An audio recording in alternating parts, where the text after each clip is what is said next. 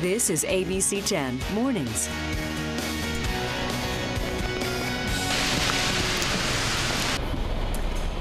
Oh yes, it was the sound of rain, music to our ears, a rare noise in Northern California because it's been dry for so long. Now the calm after the storm. Good morning to you and thanks for being with us on your Tuesday. I'm Dina Kupfer. Looks like it was raining on our street. There's all our video of the rains from our street. Must be where all Rob had the clouds, you know? Right over it. Yeah. Help me sleep last night. Yeah, wasn't it nice? It I mean, was. it's just pleasant. I think it puts everybody in a good mood. I loved it. Yeah. I thought it was great. Left the door open. And this morning too, Rob. How much longer are we going to get it? You know, we still got a couple more hours before we're completely in the clear. There is a little bit of rain in the Sacramento area right now, but you could tell that things are changing. Some lingering snow for the higher elevations, but now it's pretty much Tahoe, so we're seeing things wrap up very quickly. There was some excitement yesterday and some dangerous weather as well, as we had a tornado warning closer to the east side of where Elk Grove is, going closer to the foothills near Winton, so we will talk much more about that later on. 46 degrees in Sacramento. We're keeping a close eye on the fog. As you can see, Reno, some lower visibility, not necessarily due to fog, but due to snow. They had lake effect snow. They could end up with 10 inches of snow in Reno, a very rare snow event for them. Looking at the snow stake for the overnight totals for Heavenly, about an inch and a half or so. And as you can see, it's still snowing, mostly on the east side of the Sierra, but there's still some moisture. And yes, even a little bit of rain closer to Sacramento. Give it a couple more hours and it's out of here, and then we're going to start to see the fog develop through the morning hours. So we still have plenty of weather, even though things are slowing down. After this, we're going to see temps in the 60s for the rest of the week. Melissa? Rob, something we'll be keeping a close eye on. We are in this fog window, the potential on the roadways for patchy fog. From November to February, Caltrans CHP, they keep a close eye on this. No fog advisories for your travel up yet. This is in Stockton, Interstate 5 at Benjamin Hole. Yesterday, later in the morning, we did see some patchy fog. The other thing, of course, we're watching with the weather, still plenty of snow chain restrictions this morning. We'll check in with ABC 10's Irene Cruz throughout the morning, but can update you right now. Interstate 80 changed about 6,100 feet at Kingvale. Highway 50, there's an interesting split. It's just east of Placerville to Pollock Pines. You take them off again, and then it's Twin Bridges to Myers. You can see all that white indicates where there's still some snowfall being detected on the roadway. Back to you. All right, thank you, Melissa. Severe weather rolling through Northern California Monday night. A lot more snow came with it. Caltrans putting up chain controls along I-80 due to slick roads. Some drivers completely unprepared. One man, no chains, no snowshoes, driving a Corvette. I thought it was still summer. I'm from San Francisco. Okay. Yeah, so. And you got flip-flops on. I know, San Francisco weather. Well, his name is Cy. He had to turn around anyway because he couldn't find snow chains to fit his Corvette. In the meantime, please be prepared. Drive carefully.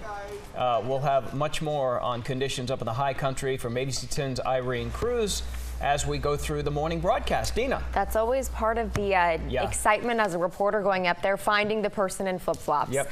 While the recent batch of storms brought the first snow of the season to Pollock Pines. A late Monday afternoon blanket of about 2 inches fell along the Highway 50 corridor.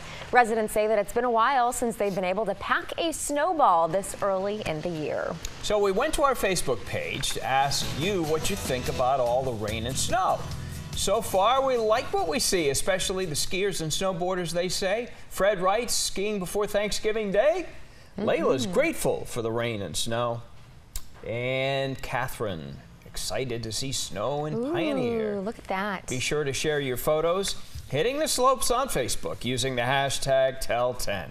And remember, you have the latest weather information right in your pocket on your mobile device. Just search for the ABC 10 app in your marketplace. And meantime, in Calaveras County, where the Butte fire scorched thousands of acres, the rain is now a major concern. That's why there is an effort underway to cover as many burned hills as possible, and they're using straw.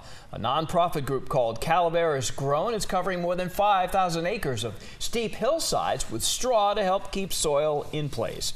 While light rain won't do much to the hills, it's the heavy, steady rain that could cause mudslides, debris flow, and flooding. I heard that it could be 4 times worse going through the creeks. 4 times worse. So if you have a gallon of water, it's going to be like 4 gallons of water. Well, another concern is people being able to get in and out of their driveways if the rain picks up and debris starts to slide. That's why they hope mulching will prevent potentially dangerous conditions. And the deadline for Butte fire victims to apply for disaster relief is now 2 weeks away. Homeowners who register with FEMA can also have their properties cleaned for free. The deadline is November 23rd to register, and you can do so online at disasterassistance.gov. All right, to the life section now. It is time for some entertainment headlines. Some more big news for country singer Chris Stapleton. He can thank the CMA Awards for his crossover Much Success. I love this. Look at him. He's so fabulous. He really is. This week, his album Traveler, it topped the Billboard charts, coming in at #1. Now, here's the deal. The album, it came out in May, but thanks to all those CMA Awards and, of course, rocking it out with Justin Timberlake, that was awesome. He is now the hottest guy in music, and if you've never heard of him, trust me, you will after today. Love that. And in case you missed it, it was the most dramatic night on the season of Dancing with the Stars. The show said goodbye to Alexa Penavega, splitting up the married couple. But that wasn't the night's only drama. No, no, no. Tamar Braxton rushed to the ER during dress rehearsal. She made it back for her group number with just minutes to spare. And next week, of course, the semifinals. Bindi, Nick, Carlos, Tamar, and hometown hero Alex Scarlatos are going to battle it out for the spot in the finals. Dina, I know you're the biggest fan. Who do you think is going to make it? I think Alex Scarlatos will make it. You know, I think that Bindi Irwin and Carlos, and I also think that Nick with the Backstreet Boys will make it. He's kicking butt. Well, so now you might as well say Tamar too, and we've just listed everybody, I know, right? They're all really. great.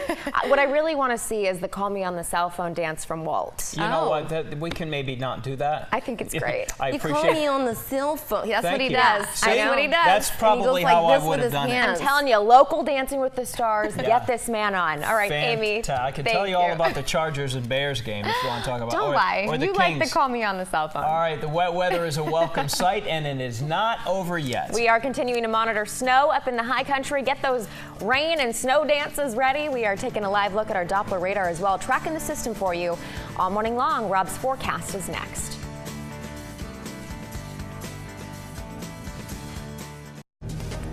Let's continue our team coverage on the conditions up in the high country. Irene Cruz is live in Kingvale this morning, and she's following snow. Hey, good morning, guys. Yeah, we've had some severe weather roll through Northern California through Sunday and Monday, and this is pretty much the result. It's snowing right now. I'm standing in about 6 inches of snow. You can see how deep my boots get so far. But driving up here, driving conditions have been very slushy and icy, so do be careful if you're going up I-80. It is a very slick out there. We did actually just get word from a CHP officer that chain controls on I-80 have been lifted as of right now. So far, we've seen snow as low as Baxter, and we've also seen a lot of the snow come down. It's really good news for not only our drought conditions, but also for businesses that are opening up here, resorts, as well as some restaurants opening along I-80. So we'll have the latest for you coming up throughout the morning on ABC 10 Mornings. Back to you. All right, sounds good, Irene. Yeah, it's still snowing. It is. Love And her outfit, can we talk about that for a minute? Very fashionable this morning in the snow. Irene, thank you. And yesterday, we did see a tornado warning in the area. That was pretty shocking to see. Our evening newscasts were quite electric and eclectic. What was going on, Rob? I might add, Monica Woods was all over it, doing excellent coverage. You know, it's times like this, you know, she has such a background working in different markets all over the country. She knows a lot more about tornadoes than a lot of other people, and it really showed last night. So let's go ahead and take you through the day. Sacramento got hit with a nice wall of rain through the early morning hours, and then there was some breaks in the action, and then it was this isolated cell right around 5:15, 5:30 that started taking shape. One of the keys to get rotation in a thunderstorm is that, notice there's nothing downstream of this cell, so it could just pull in all the really moist air. There wasn't anything in the way, and then there was some rotation with it. I'll focus on that in just a second, but you can see the overall rotation that moved right through Sacramento and is still with us right now. As Irene just pointed out, it's still snowing in the Sierra. This is another app that I use that I think is really helpful during severe moments like this. It's called Radar Scope, but this really showed the warning area. This is Wilton. This is off to the east side of Elk Grove, getting much closer to Rancho Murrieta, which was in the box at least at one point. And this is what we look for. This is a classic hook echo, and the notch right here is typically where the tornado would be found, if there was a tornado. This was issued because they saw rotation, the National Weather Service in Sacramento. They saw rotation within the storm. They saw a couple other things that you look for within a storm. So it was a radar indicated tornado, lots of rotation, supercell thunderstorm. If there was an actual tornado or not, we're not sure yet. Usually they do a damage survey if there is damage. So we'll find out more during the morning and during the afternoon about what exactly happened there. One report from a spotter saying that they did see a funnel cloud. That may be something called a cold core funnel, which is a little bit different than a funnel cloud that can reach the ground and become a tornado. But these are fine details that we'll be parsing out throughout the rest of today. Now, overall, the rain and snow is really starting to slow down. We still are looking for additional snow, mostly for the Tahoe Basin until about 10 a.m. That's why there's a winter advisory, that blue area, as well as Reno. Reno got absolutely nailed. What happened yesterday, and I'll show you another image of this, we had lake effect snow. We had cold air blowing over a relatively warm lake, snow on the top end of it, so Reno got absolutely hammered with snow. It's going to be amazing to see images coming out of Reno later on this morning. And overall, we're looking at temperatures in the 60s. So while we're wrapping things up, we have a couple things to look out for. Fog development, and also another cold day in the 50s. By tomorrow, more fog, 60s. As you can see, it's kind of a quiet week from here on out until we get to Sunday, Monday, where another storm comes into the picture. Melissa? Rob, we're going to take a live picture. Interstate 80, as Irene mentioned, snow chain requirements have been lifted, but beautiful conditions in terms of seeing the snow. Be cautious driving in that direction. It is coming down. And a quick note, El Dorado High School and Union Mine High School on a 2-hour delay due to the weather this morning. School bus transportation will be running about 2 hours later than usual. It's El Dorado High School and Union Mine High School. All right, let's get back to what else is going on the roadways. We talked about chains dropped on 80. They're still needed on 50. A little bit of green could need your windshield wipers in and around downtown Sacramento right now. Rob's busy tracking that. Nice and dry, but a fender bender reported northbound 99 near Dillard. To the Central Valley we go. We're not just tracking this here in weather. We've also got our eye on your super commute. Off to a pretty good start right now. 29 minutes, Tracy Boulevard to Vasco Road. Back to you. All right, top stories we're following at 4:44 this morning. More evidence in the alleged sexual assault case between Mayor Kevin Johnson and a woman. This happened in Phoenix in the 90s when she was a teenager. The woman, now in her 30s, accusing Mayor Johnson of touching her inappropriately. Johnson, of course, was a star player for the Phoenix Suns. The accuser was 15 when she met him.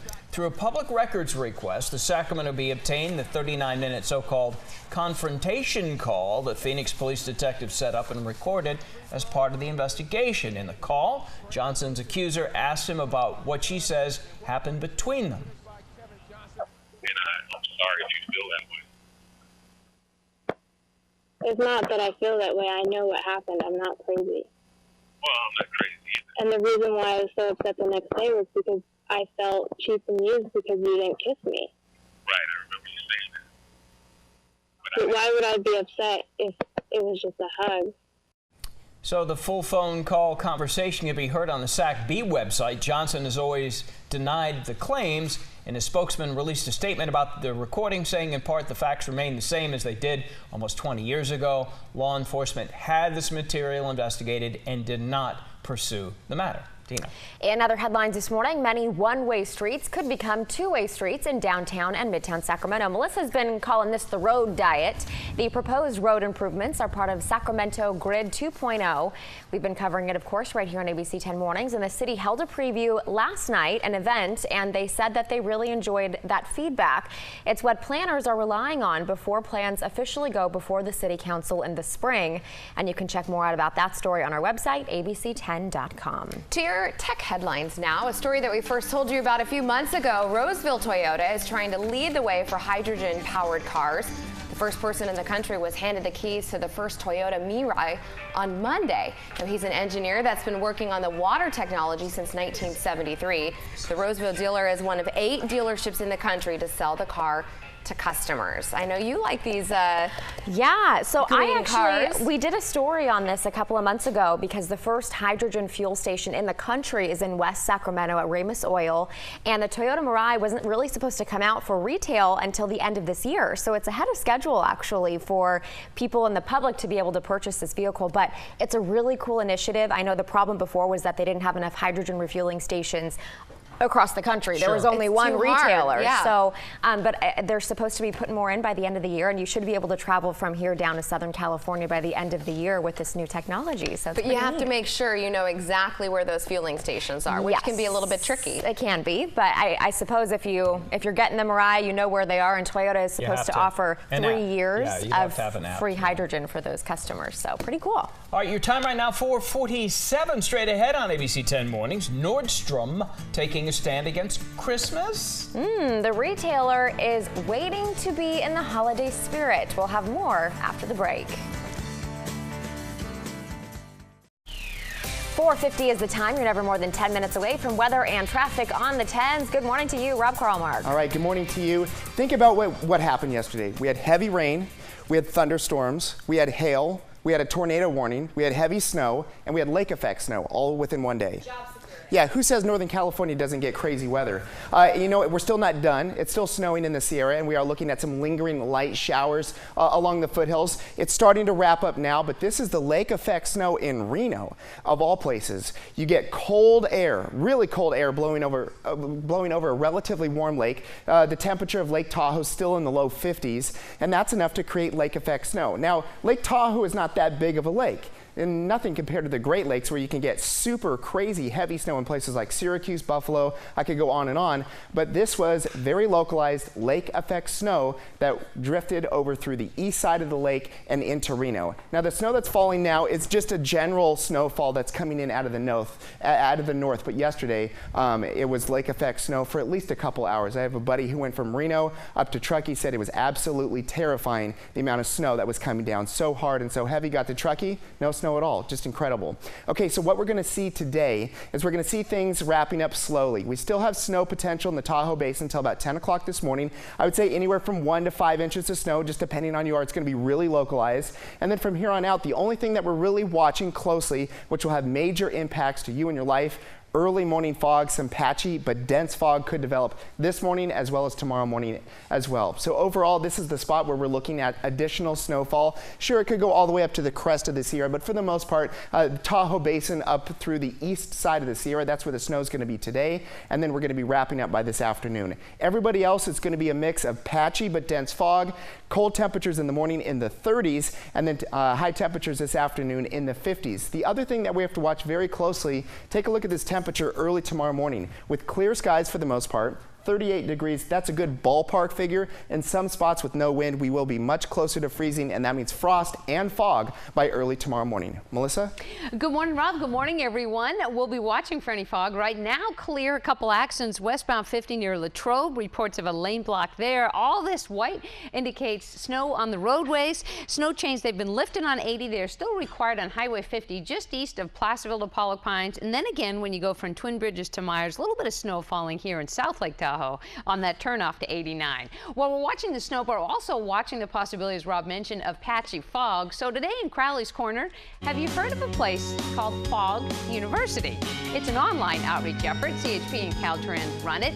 And the thought is it will keep people safe when driving in fog. So we want to revisit some of those safety tips. You know why the months of November through February traditionally are the worst when it comes for dangerous fog driving conditions. So CHP that is, says this is the time to review their safety tips when that fog rolls in. First, if you encounter some dense fog, lower your window to listen for traffic that you can't see. Use your windshield wipers and defroster to improve visibility. Be patient. Don't pass long lines of traffic and slow traffic that can happen in fog. And if visibility diminishes to the point you don't feel safe, can't see at all, don't stop in the traffic lanes. Instead, use the closest off-ramp. Then you can stop at a safe location and wait for that fog to clear. Fog University, we have the full link to all the information that it offers and more fog safety tips on my Melissa Crowley ABC 10 Facebook page. And by the way, you've heard us talk about fog and pacing. Here's the criteria. When visibility drops below 500 feet, CHP can pace traffic. That's when they send out a patrol car to lead traffic more slowly through. There's 1, 2, and 3. None of those have been issued yet today, but we'll certainly keep you posted. Fog University, check it out. You can't get a degree, but it might actually keep you Maybe an associate. What about lowering your no high beams, right? Yeah, and you know, people say, of course that's common sense, but it's very important, again, to mention that. Never drive with your high beams on in fog. It actually, people think, oh, I can see better. With the reflection, it actually makes it worse. All right, all good to know. Good tips. Thank you, Melissa. All right, time now for your consumer champion, Mark Thompson. What are you working on today? Yeah, good morning, guys, on this terrific Tuesday. Oh. Yeah, how about that? Happy Mark. Look at you labeling. Using the terrific. I love it. It is terrific. Well, have you ever said something like this? That deal was just so good, so great, I simply couldn't pass it up. Well, if you have, then you might be a money waster. I'm going to break down ways that you can break that habit. That's coming up. Guilty. I was just going to say, I feel like that's me every day, All the so time. I'll listen to that. But did you go to the store for that particular deal? Absolutely not. I just Okay, spent. then. Yes, Well. it's bad. That's why it's such a great deal, because you weren't expecting it. All right, well, with more of your money headlines this Tuesday morning, here are our friends over at ABC. Good morning. Topping America's Money, Volkswagen's so-called goodwill package. The company offering owners with vehicles involved in its emissions cheating scandal $1,000 in gift cards and vouchers. More than 480,000 owners in the U.S. will receive the offer. 2 U.S. senators call the offer insulting. Chipotle restaurants in Oregon and Washington closed during the E. coli investigation could reopen as early as tomorrow. Health investigators have found no link between the restaurants and the outbreak that made about 40 people sick. The restaurants will get a deep cleaning before reopening. And Nordstrom's taking a stand against Christmas creep, that earlier and earlier start to Christmas shopping. Its stores will not be open on Thanksgiving Day, and there will be no Christmas decorations in the stores until the day after Thanksgiving. Some people really love that. I think, bravo. And that's America's Money. Have a great day. You know, it's an interesting decision because you think about going to San Francisco and in front of the Macy's there downtown with a big Christmas tree. It helps get you in the spirit around Thanksgiving. So it was a surprising thing that they decided not to do in my eyes. Well, traditionally, the day after Thanksgiving, that's when you are supposed to put up your Christmas stuff. Right. Yeah. Oh, that's the rule from your consumer. That was my rule growing up, so I just kind of stick with it. I think a lot of people, let's put the Thanksgiving stuff away, take a break, and start working on the Christmas. Oh, it would be Christmas in my house year-round. Christmas and Hanukkah. All right, let's imagine better jobs. And today's Who's Hiring? Waste Management in Tracy is hiring a hazmat driver and a service tech. You must drive safe, right, Melissa? A commercial driver license and one-year related experience is required. If you would like to apply, visit WM.com, click on the Careers tab. All right, let's kick off the 4:30 half hour with this video. An unlikely guest shows up at an Indiana home getting just a little bit too comfy. Really, this is too funny. It is a deer in a bedroom. Yes, it is. This little guy broke through a window and even made himself comfortable there. You can see him jumping on the bed. There he goes. Oh my goodness. Oh yes. He left. Police actually opened a window and he was able to escape, but Just he like did a housefly, leave a mess. right? Open up a window. It's the consumer champion's home state of Indiana. I'm always more concerned with the deer than I am for things in the house. Could you imagine, though, going in your bedroom? Oh, my gosh, and seeing it? No, I could not. I couldn't imagine. Mark, I didn't see her in there. What's up with that? All right, we'll be right back. Oh, dear.